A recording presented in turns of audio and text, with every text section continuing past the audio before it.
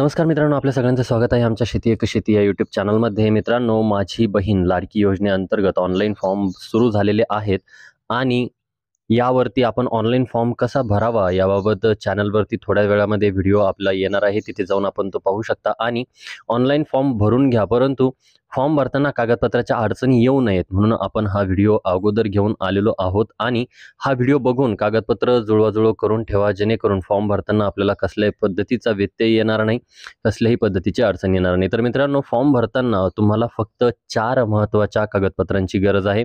आता कागदपत्रांची धावपळ करायची आपल्याला गरज राहिलेली नाहीये. जे काही अट होती कागदपत्रांची तर ती खूप पद्धतीने किंवा खूप मोठ्या प्रमाणामध्ये शिथिल करण्यात आलेली आहे. आता फक्त 4 कागदपत्र जे की आम्ही तुम्हाला सांगणार आहोत, ती 4 कागदपत्र तुमच्याकडे असतील तर तुम्ही सुद्धा ऑनलाईन फॉर्म भरू शकता, जेणेकरून आपल्याला कुठल्याही पद्धतीचा व्यत्यय न येता फॉर्म भरता येईल. आता या 4 कागदपत्रांमध्ये सर्वात पहिलं कागदपत्र जे काही आहे, सगळ्यात पहिलं डॉक्युमेंट जे काही असणार आहे तर ते म्हणजे तुमचं आधार कार्ड, जे की आधार कार्ड सर्वांकडे असेल. त्यानंतर दुसरं कागदपत्र ते म्हणजे तुमच्याकडे 15 वर्षांचा पुरावा पाहिजे. 15 वर्षाचा पुरावा तुम्ही काय काय देऊ शकता, याच्यामध्ये आपल्याला 4 ऑप्शन देण्यात आलेले आहेत.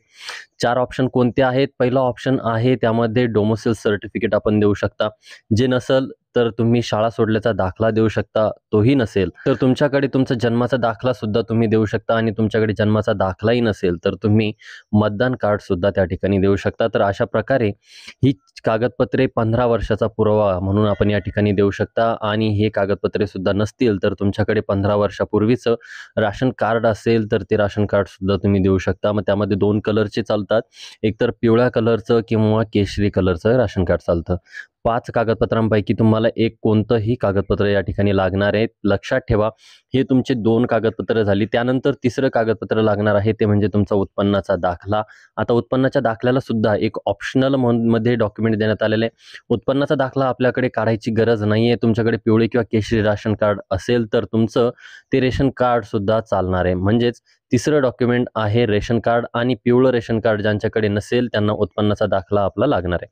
ही 3 कागदपत्र झालेत. अशा आता चौथ्या कागदपत्र ते म्हणजे हमीपत्र भरताना हमीपत्र फॉर्म भरत असताना एक अर्जदाराला हमीपत्र द्यायचं असतं आणि अर्जदाराने त्यामध्ये सही करायची असते. त्यानंतर अर्जदाराचा फोटो घेतला जातो आणि फॉर्म जो आहे तो सबमिट केला जातो. आता हे हमीपत्र आपल्या डिस्क्रिप्शन बॉक्समध्ये तुम्हाला मिळून जाईल किंवा आमच्या टेलिग्राम ग्रुपवरती किंवा व्हॉट्सअप ग्रुपवरती हे हमीपत्राचा जे की PDF आहे तर तुम्हाला मिळून जाईल. त्याच्या लिंक्स आपल्या डिस्क्रिप्शन बॉक्समध्ये मिळतील.